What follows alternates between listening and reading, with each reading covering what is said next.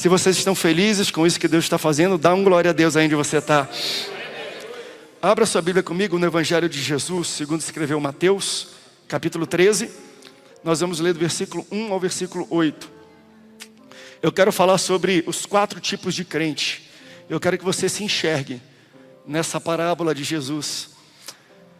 E você vai entender que tipo de crente você é, em que estágio e nível você se encontra e o que você precisa fazer para você se tornar um crente melhor. Mateus capítulo 13, versículo 1 diz assim a palavra de Deus. Naquele mesmo dia, saindo Jesus da casa, assentou-se à beira-mar, e grandes multidões se reuniram perto dele, de modo que entrou num barco e assentou-se, e toda a multidão estava em pé na praia. E de muitas coisas lhes falou por parábolas e dizia: eis que o semeador saiu a semear. E ao semeador, uma parte da semente caiu à beira do caminho, e vindo as aves, a comeram. A outra parte caiu no solo rochoso, onde a terra era pouca, e logo nasceu, visto não ser profunda a terra. Saindo, porém, o sol, a queimou, e porque não tinha raiz, secou-se. A outra entre os espinhos caiu, e os espinhos cresceram e sufocaram. Outra, enfim, caiu em boa terra e deu fruto a 100, a 60 e a 30 por 1. Quem tem ouvidos, ouça. Então, se aproximando os discípulos, lhe perguntaram por que eles falam em parábolas. Ao que respondeu: porque a vós outros é dado conhecer os mistérios do reino dos céus, mas aqueles não lhes é concedido. Pois ao que tem lhe será dado em abundância, mas ao que não tem, até o que ele tem lhe será tirado. Por isso eu lhes falo em parábolas, porque vendo não veem, e ouvindo não ouvem nem entendem. Se você ama a palavra de Deus, diga: eu amo a Bíblia. Deixa eu só terminar esse texto e explicar ele de trás para frente. Eu passei, acho que um mês inteiro, ministrando um pouco sobre essa questão das parábolas. E eu começo talvez uma introdução daqui. Jesus, ele falava muito em parábolas, e no texto ele deixa claro a razão pela qual ele falava em parábolas. Porque ele queria esconder do ouvido de pessoas que não precisavam ou não queriam entender. A gente tem um entendimento errado sobre as parábolas. Eu já ouvi pessoas falando: Jesus pegava coisas e gramas e coisas da natureza, sentava crianças no colo e falava em parábolas para simplificar a mensagem do evangelho do reino de Deus. Mas a fala de Jesus é contrária.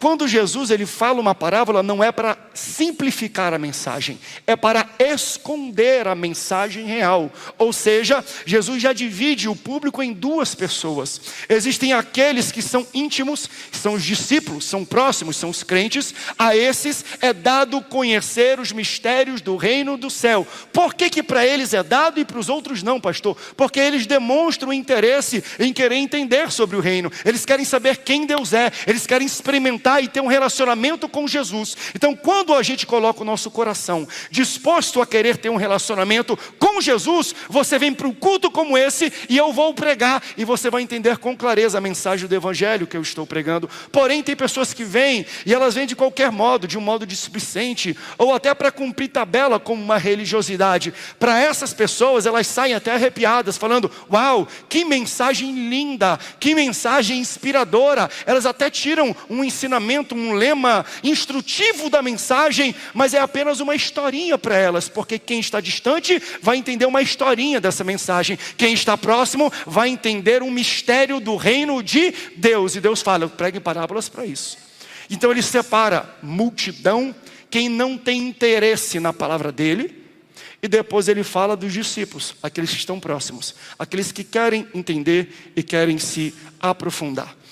Além desta divisão, Deus se aprofunda ainda na divisão dos crentes, quando ele começa a falar da parábola do semeador. Por que pastor, o senhor disse que é para crente? Porque ele está lançando sementes. Quando ele está falando do lançamento de sementes, ele está falando que a semente é a palavra. Então as pessoas que são relacionadas na parábola do semeador são pessoas que têm contato com a palavra. Quem está lá fora não tem interesse, nem vem para a igreja. Quem está aqui dentro demonstra algum interesse, mas mesmo demonstrando algum interesse, a condição do coração delas impede que elas recebam a palavra com toda a clareza e com toda a profundidade que Deus intentava desde o início. E Jesus classifica essas pessoas em 4 seções diferentes. Existem 4 tipos de pessoas dentro da igreja. Então, explicando para você, parábola do semeador, quando Jesus recita, fala, menciona semente, ele está falando da palavra.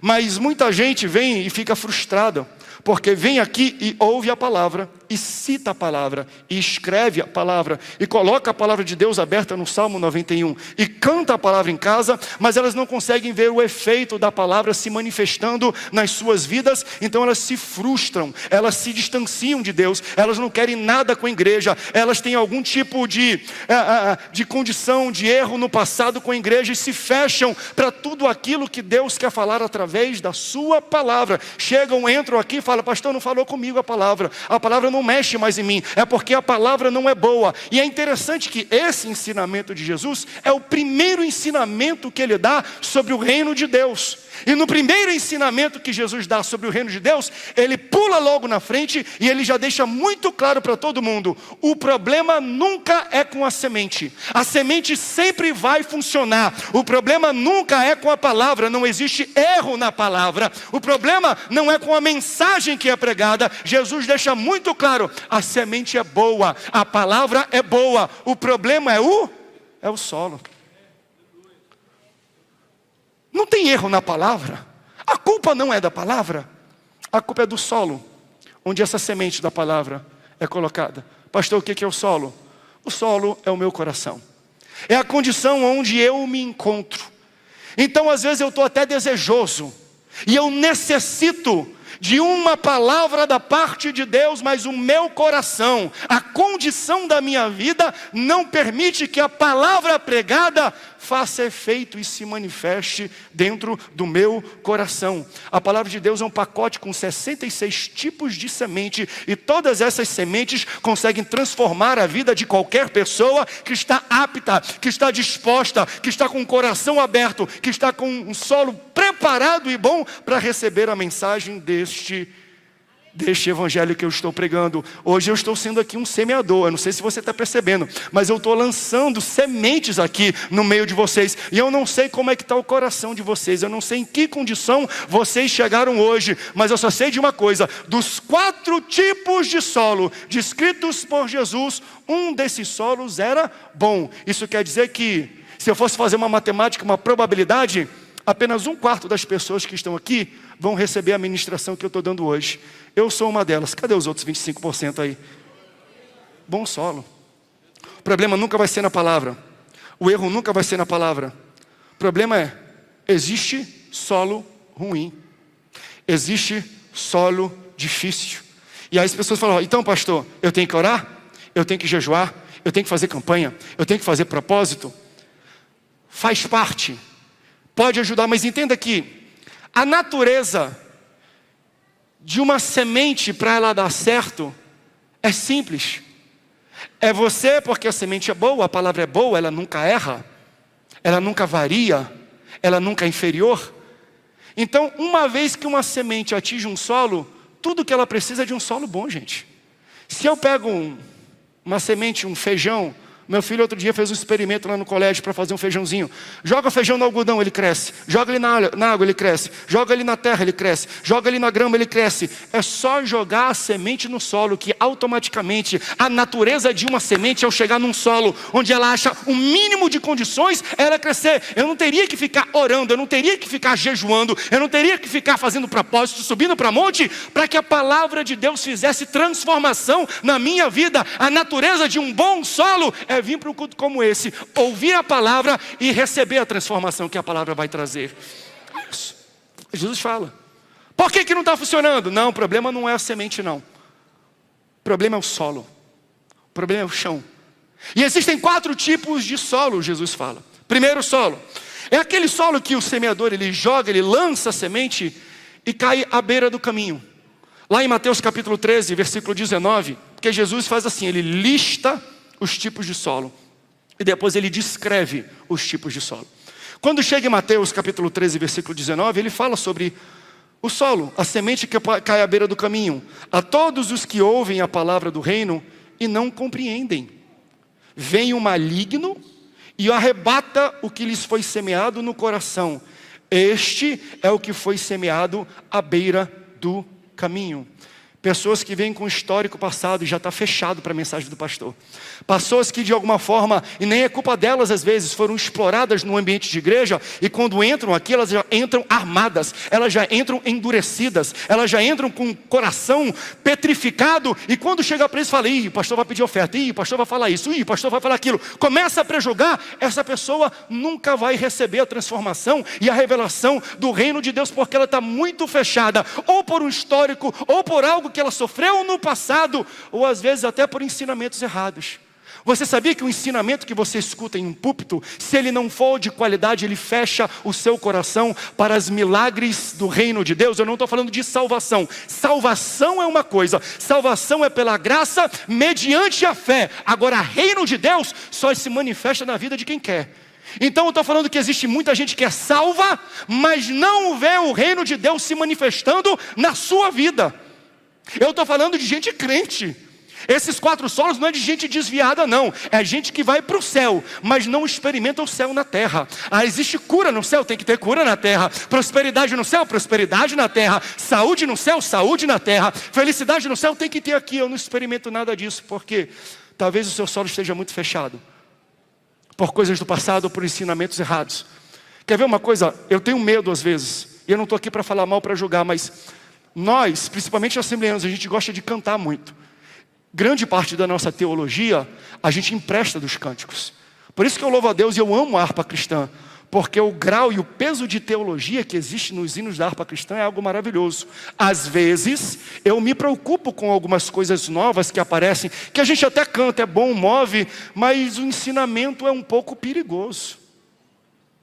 Porque a gente faz disso teologia. A nossa teologia não vem só da Bíblia, vem da palavra e vem dos cânticos também. Aí a gente canta isso aqui na igreja. Eu continuarei cantando, não é que é errado, eu não quero tirar de contexto, mas a gente tem que ter cuidado com pequenas coisas. Por exemplo, Santo Espírito desce como um fogo. Não precisa descer não, ele já desceu. Ele já está no meio da gente. A gente não precisa ficar cantando e orando para ele descer. Ele falou, ei, eu estou do teu lado. Não canta para eu descer, canta para eu entrar na tua vida e te encher de fogo. Porque desde que Jesus subiu, eu já estou aqui no meio. Teologia. Eu não tenho que ficar pedindo para ele descer não. Eu tenho que olhar para o lado, ele está do meu lado. O Espírito Santo é o meu consolador, o Espírito Santo é o meu companheiro, o Espírito Santo é aquele que anda comigo. Eu sou guiado pelo Espírito Santo, ele não vai descer, ele já está na minha frente. Teologia. Mas às vezes, a gente pode pegar isso e tem gente que estica a teologia e fecha o nosso coração para receber aquilo que o reino de Deus tem. Então a condição do nosso coração, ele afeta a maneira como nós experimentamos a semente da palavra. A gente sofre com o passado, ou sofre com maus ensinamentos, e isso nos impede de ver uma palavra sendo germinada na nossa vida. Semente está sendo espalhada aqui, esta tarde. Será espalhada à noite. E a minha pergunta é, será que ela vai encontrar bom solo no seu coração, ou ela vai cair na beira do caminho? Porque quando cai na beira do solo, ela, pastor Davi, ela não penetra. Ela não tem como criar uma raiz. Às vezes eu já ministrei, mas eu já ouvi também pastores Rodolfo pregando, pastor Flávio, pastor Adaí, os demais pastores pregando aqui nesse púlpito, e palavras tão poderosas que eram capazes de secar tumor de câncer maligno. Eu ouvi já nesse ministério. Aí a pessoa, eu recebo essa palavra. Quando ela está no estacionamento, ela está no grupo de trabalho dos amigos, ele manda uma foto ou um vídeo indevido que não deveria mandar, e ele pega e abre aquela semente que foi lançada, de secar o tumor de câncer. Quando chega lá, a ave vai e pega. Porque o diabo faz assim. Toda vez que você recebe uma palavra, existe uma ave que vem do céu, como diz esse texto, ele tenta arrancar. Você sai daqui com uma palavra que Deus vai curar os seus sentimentos e a sua emoção. Você dá glória a Deus e aleluia, e ela tem poder para isso. Aí você chega no carro, liga o rádio, e a música que você escuta vai lá e arranca a semente que Deus lançou aqui no culto. É assim que funciona, pode dar glória a Deus, aleluia. Eu estou pregando para pessoas aqui, é assim que o diabo trabalha. Fala assim para a pessoa do teu lado: cuidado com o teu espaço aéreo. Fala para ela. Porque o texto fala: as aves do céu, elas vêm e elas tomam e elas arrancam e elas puxam essa semente. Jesus então fez essa didática que eu expliquei. Jesus lista os tipos de solo. Depois Jesus vem explicando um a um qual é cada solo. O que é isso? Quando Jesus lista a beira do caminho, ele fala assim, ó: e existem sementes que são lançadas à beira do caminho, e logo as aves do céu vêm e tomam e levam esta semente. Na descrição. Quando Jesus vai explicar essa mesma passagem, ele fala da seguinte maneira: existem sementes que são lançadas, e logo que são lançadas, vem o maligno e arranca fora e arrebata esta semente. Calma aí, Jesus. Tu vai ter que se escolher. Ou é ave, ou é maligno. Qual dos dois é? E é interessante, sabe por quê? Porque ave é algo que vem do céu, que vem do ar. Deixa eu só abrir esse parênteses. Em Gênesis capítulo 1, Jesus começa a criar todas as coisas. Cria o céu, cria a terra, cria a água, cria os animais, cria os vegetais, cria os grandes luminares. E a didática e processo de Jesus é simples e bonito. Ele fala, cria, olha e abençoa.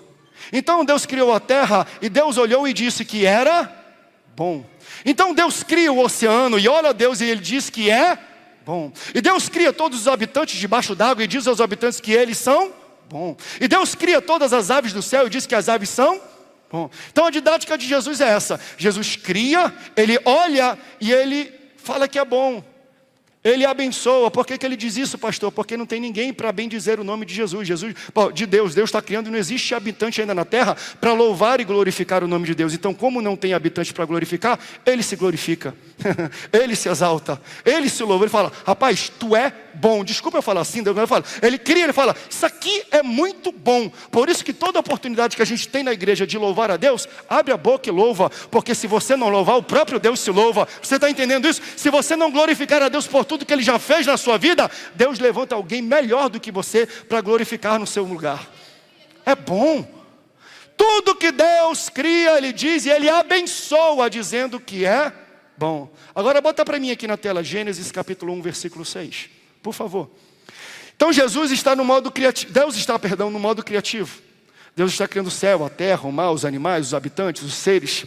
Quando chega em Gênesis capítulo 1, versículo 6, e disse Deus: haja firmamento no meio das águas e separação entre as águas. Versículo 7. Fez, pois, Deus o firmamento e separação entre as águas debaixo do firmamento e as águas sobre o firmamento. E assim fez. Por que Deus, quando criou o firmamento, não disse que o firmamento era bom? Tudo que Ele estava criando é bom. Isso aqui também é bom. Isso aqui é bom demais. Isso aqui é bom. E aí criou Deus o firmamento. E quando Ele terminou de criar o firmamento, o que Ele disse? E assim foi. Deus cria todas as coisas, mas Ele cria uma e Ele não abençoa. De tudo que Ele fez, exceto uma, não recebe as palavras de bênção de Deus. Por que, pastor, o firmamento não foi abençoado? A explicação é mais simples do que a gente pode imaginar. Antes da criação do homem, em algum momento na história da criação, ou pregressa criação, Lúcifer, que era um anjo de luz, ele se rebela no céu contra Deus. E a Bíblia fala que ele leva com ele 1/3 dos anjos. Ao fazer isso, ele é expulso do céu. E ao ser expulso do céu, pastor, ele foi para o inferno? Não. Você sabia disso? O diabo não está no inferno, não. Satanás, os demônios, não estão no inferno, não. Vá lá em Apocalipse, capítulo 19, você vai perceber. Existe inferno, pastor? Existe. O inferno é um local preparado para Satanás. E ele vai passar o restante da sua vida, depois do julgamento, no inferno. Mas o inferno ainda está vazio. Foi criado para Satanás ficar depois do julgamento, mas ele ainda não está lá. Pastor, não me assusta não. Se ele não está no céu porque foi expulso, mas também não está no firmamento, não está na terra, ou no inferno, perdão. No inferno porque ele foi expulso. Onde é que ele foi, pastor? Sorri para a pessoa do teu lado. Fala assim, ó: eu vou te ensinar um pouco de hebraico agora. Fala. A palavra firmamento, ela vem do hebraico. E firmamento é o termo usado no Antigo Testamento. No Novo Testamento, o mesmo termo é traduzido para o grego, porque é a língua usada para esta tradução e para esta versão, para esse testamento da Bíblia. Então, no hebraico, o Antigo Testamento, firmamento. Novo Testamento chama-se ar. Você lembra quando a gente falou de Efésios 6? A nossa luta não é contra carne nem sangue, mas contra principados, potestades, hostes malignas nas regiões. Não é no inferno não, amigo, é na região celestial, é nos céus, é no ar. A gente vai ler isso em Efésios 2 também. Satanás, ele é denominado, qual é o nome dele? Ele é o príncipe das potestades do ar. Ele é o príncipe do poder do ar. Ele é o príncipe do poder do firmamento. Quando o diabo é expulso do céu, ele é enviado para o firmamento. É por isso que quando Deus está criando todas as coisas, ele abençoa. Quando ele cria o firmamento, ele fala assim: esse local vai ser um local para deter e conter o inimigo da alma dos meus filhos. Esse local vai ser para Lúcifer e todos os seus demônios. E como Deus criou o firmamento para que eles morassem, Deus se recusou a abençoar. Deus não abençoa locais onde Satanás está. Deus não prospera. Deus não diz que é bom locais onde os demônios habitam. Deus se recusa a abençoar qualquer coisa que Satanás coloca a mão. É por isso que ele morreu por você, para te lavar, para te tirar das garras de Satanás. Você morava nesse ambiente de pecado, de inferno, e Deus falou: não, eu vou te mudar de ambiente, porque esse ambiente eu não abençoo, esse ambiente eu não prospero, esse ambiente eu não faço crescer. Diga mais uma vez bem alto: cuidado com o espaço aéreo da sua vida, porque demônios vêm e eles, depois de uma mensagem dessa, ele vai querer arrancar essa semente que foi lançada do seu coração. Esse é o primeiro solo, beira da estrada.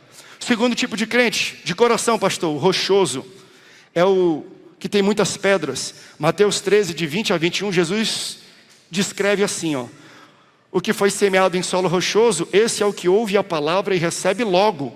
Recebeu, pastor? Recebeu, tomo posse, é meu, até sapateia, até dá glória a Deus. E ele recebe com alegria, diz o texto. Coloca para mim Mateus capítulo 13, versículo 20, por favor. E ele recebe com alegria. 21. Mas ele não tem raiz em si mesmo, sendo antes de pouca duração. Ele chegando à angústia da perseguição, por causa da palavra, logo se escandaliza. Posso abrir meu coração como pastor? Esse para mim é o crente mais frustrante na igreja, mais difícil, porque ele demanda muito esforço, suor e acompanhamento para se manter crente e motivado para vir na igreja. É o que o texto está falando: pouca duração, e chegando a angústia e perseguição por causa da palavra, logo cansa. Daquele eu recebo, glória a Deus, ele sai motivado daqui. Aí quando vem as lutas do mundo, a perseguição do mundo, ele: não vou para a igreja mais não. O pastor não me ligou, faltei um culto, ninguém ligou para mim. Fiquei com Covid, ninguém fez visita, o pastor não mandou cesta. Gente que precisa ser motivada para se manter crente, gente que precisa de esforço, gente que precisa ser levantada para ficar e vir para a casa do Senhor. Ei, se você tem que ser motivado para vir para a igreja, você ainda não é um crente maduro. E é isso que o texto está falando. Você ainda não criou raiz. Porque crente que cria raiz não precisa de motivação para vir para minha casa. Ele vem para minha casa porque ele me ama. Rochoso, fica alegre. Eu estou falando de um crente que é emocional e só. Ele não conseguiu passar do ponto da emoção para a maturidade. Tudo é emoção. Se ele se sente motivado, o pastor liga, ele está alegre, ele vem para o culto. Se ninguém liga, se ninguém está nem para ele, ele não vem para o culto. Então ele vive naquele nível ainda de emoção. E Deus quer levar ele para um nível de convicção. Eu não venho para a igreja porque eu sou compelido emocionalmente para vir. Eu venho porque eu sei que eu sou crente e eu preciso receber a palavra. Isso é uma convicção do meu coração e ninguém vai tirar isso da minha vida. Ele não consegue transicionar do sentimento para o compromisso. Aleluia. Deus está firmando aqui estacas. Deus está criando a tua raiz hoje. Deus está falando para algumas pessoas: sai do sentimento e começa a vir para o campo do compromisso comigo, da convicção comigo, dos princípios. Ele está falando de crença. acredite, tu não precisa de motivação para vir para minha casa. Você lembra? Quando você era apaixonado pela sua namorada, que hoje é sua esposa, era fácil, primeiro encontro, meu Deus, é fácil se apaixonar no primeiro encontro. 40 anos depois, casado, 7 filhos, você vai deitar à noite e você percebe que ela tira a arcada dentária e coloca num copo para dormir.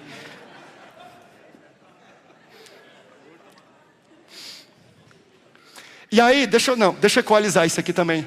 E aí o seu esposo vem para o culto também, às 16 horas, aí ele começa a se arrumar. Aí ele veste a meia, veste a calça, veste o blazer e veste o cabelo também. Ele veste, ele coloca. A sua paixão é a mesma? Você precisa ver pele de pêssego todo dia para ser motivado a estar do lado de uma pessoa? Você precisa ver sua beleza para estar motivado de estar ao lado de uma pessoa? O que você precisa para estar na casa do Senhor? O que te compele? O que te tira da tua casa no domingo de descanso, que era para você estar vendo futebol, e te traz para cá? É o quê? É paixão passageira? É sentimento? Ou é convicção? Eu preciso ir para o céu e a minha fé está convicta. Ela está firmada que existe um Deus que me salvou. E é por isso que eu vou, pastor. Eu não preciso da sua ligação, não. Não preciso não, pastor. Por quê? Porque eu não preciso de gente para me emocionalizar. É a mesma coisa com oferta. E aqui, cajadada como pastor, todo início de ano e todo início de semestre lá para junho, eu faço uma mensagem só sobre dízimos e ofertas, para ensinar o nosso povo sobre finanças. Quando eu faço, geralmente eu boto a oferta no fim do culto, para você entender a mensagem. Às vezes eu boto algum vídeo para você entender alguém que prosperou e eu tiro a oferta. Geralmente essa oferta, ou dízimo, ela vem de 30% a 40% maior do que as outras. Não era para ser assim. Oferta não é emoção. Eu não preciso te ensinar para ofertar, para você ofertar e ficar, é verdade, aprendi hoje, eu vou ofertar. E no dia que eu não ensino, e no dia que eu não mostro o vídeo, você vai continuar convicto que você precisa separar as primícias, o 10%, a tua porcentagem daquilo que é de Deus, que Ele fala, devolve para mim. Vocês estão entendendo o que eu estou falando? Porque às vezes as pessoas falam assim, hoje eu não vou mentir porque o pastor fez uma série sobre mentira. Ei, você não tem que parar de mentir porque eu fiz uma série de mensagens sobre mentira. Você tem que parar de mentir porque mentir é errado. Tem que sair de sentimento e emoção e se tornar uma convicção. Eu não minto porque eu aprendi na palavra, estou convicto. É errado. O pastor não precisa fazer algo aqui. Eu não preciso botar fumaça à luz. Eu não preciso inventar um outro espaço sideral dentro da igreja. Embora, vocês sabem, precisamos de tecnologia, precisamos de melhoria de mídia. Mas quem só vive de espetáculo está fazendo o quê? Está alimentando o crente com solo rochoso. Gente que precisa, vamos lá, que vai ter um LED novo, vai ter uma apresentação nova, vai vir alguém caindo do céu, vai ter algo explodindo, vai ter algo vindo para cá. Você precisa ser continuamente motivado para vir para a igreja. Mas essas pessoas não duram não. Por quê, pastor? Porque logo que vem uma luta, o texto disse, uma perseguição, escandaliza elas. Não, não vou não. Você tem que ter certeza que quando você sair daqui hoje, vai ter uma retaliação de Satanás pela palavra e a semente que você está recebendo. É isso que esse texto está falando. A partir do momento que você recebe uma semente, tem retaliação de Satanás contra a sua vida. Então se prepare para essa semana, você viver uma realidade que contradiga isso que eu estou falando. A sua situação vai querer contradizer a revelação da semente que você recebeu hoje. Porque o diabo não quer dar espaço para que essa semente germine e cresça na sua vida. Compromisso. Como é que eu mudo, pastor, de ser um crente assim? Compromisso. Tem que sair de sentimento para algo permanente, para um sistema de crença. Toda vez que você ouve uma palavra, essa palavra vem como uma semente. E o diabo vai querer atacar. Não é contra você. Lembra que eu preguei isso? A nossa guerra não é contra pessoas. E eu vou falar uma coisa. Não se sinta muito importante porque Satanás está te atacando, não. Ele não ataca você, ele ataca a palavra que Deus enviou sobre a sua vida. É a semente que é lançada. Aí, e eu vou falar para você, eu sou pastor, estou fazendo muito gabinete. Quanto mais problema de ataque, mais eu dou glória a Deus. Pastor, isso não tem nada a ver, sabe por quê? Porque o diabo só ataca boa semente. Se ele está atacando a sua vida, é porque boa semente está sendo lançada na sua vida. Uma igreja que não tem guerra, não tem boa semente lançada não tem nem semente, porque toda semente é boa. Toda vez que você recebe uma semente, ele vai atrás de você. Você lembra de Jesus? O diabo não fez muita coisa não. Quando Jesus é batizado nas águas, abre o céu, vem uma voz e diz: esse é meu filho amado, em quem eu me comprazo. A partir daquele momento, Satanás já foi no deserto: eu te dou isso, te dou aquilo, se ajoelha. Começou o ataque, a artilharia pesada, supersônica de diabo contra Jesus. Por quê? Porque ele recebeu uma palavra da parte do Pai. E o Pai hoje está aqui me dando sementes, e eu estou lançando as sementes do Pai na vida de vocês, mas também já preparando vocês para vocês enfrentarem as guerras que vão vir, depois de sementes que são lançadas para a sua vida.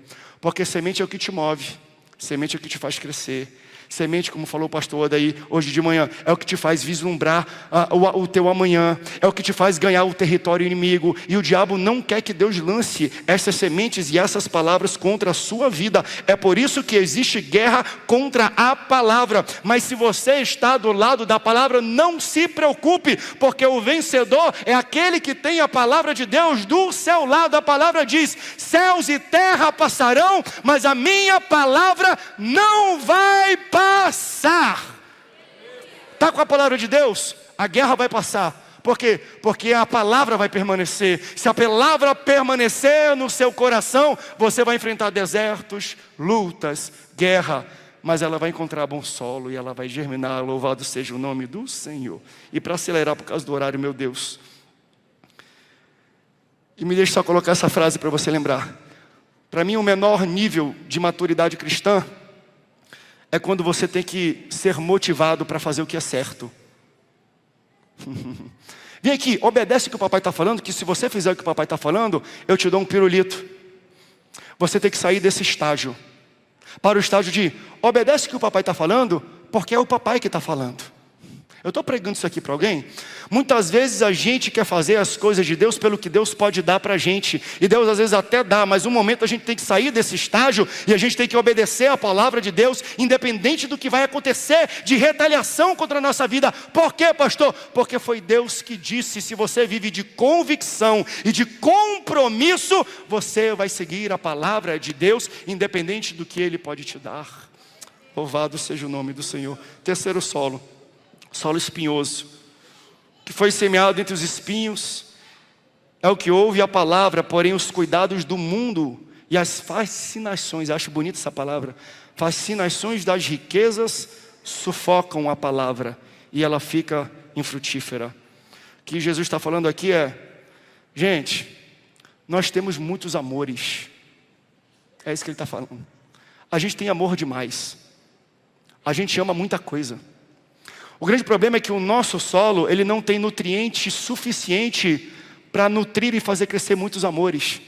Então vão ter amores que vão ser nutridos e outros que vão ser esquecidos. E o amor e a semente mais importante que a gente deveria nutrir e crescer é aquela que a gente deixa de nutrir e crescer, que é a semente da palavra de Deus, o chamado do desígnio e do propósito de Deus na minha vida. Por isso que ele fala: sufoca, falta de alimentação e de oxigênio do solo para a semente, porque toda a nossa força, todo o nosso oxigênio, todo o nosso esforço está indo para outros amores. Eu estou falando isso aqui com alguém, não?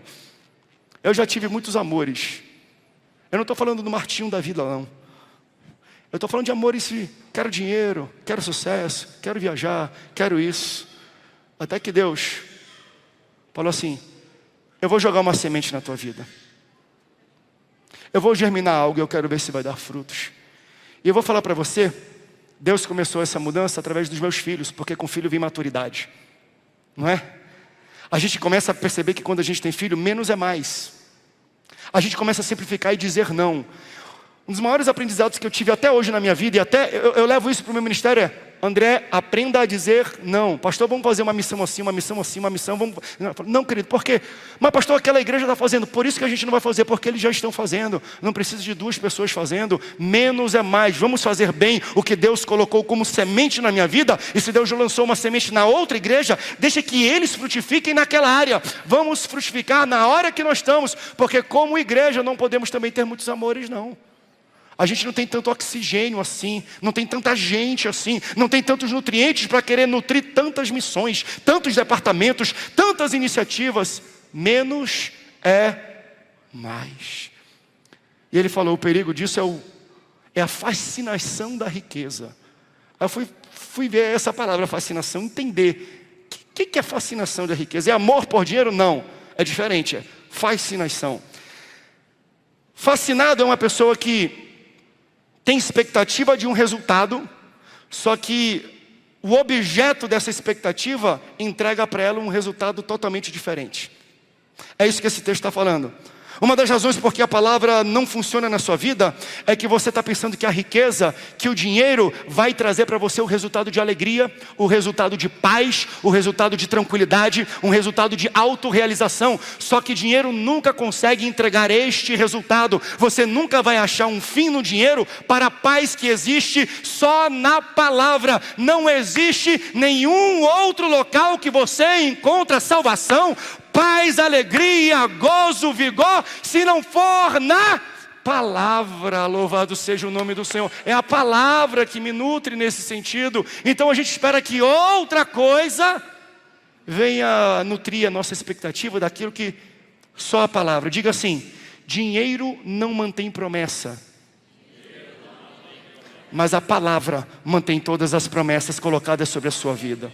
E o último solo, para a gente terminar, pode tocar aí. O pessoal que vai cantar pode subir. É o solo bom.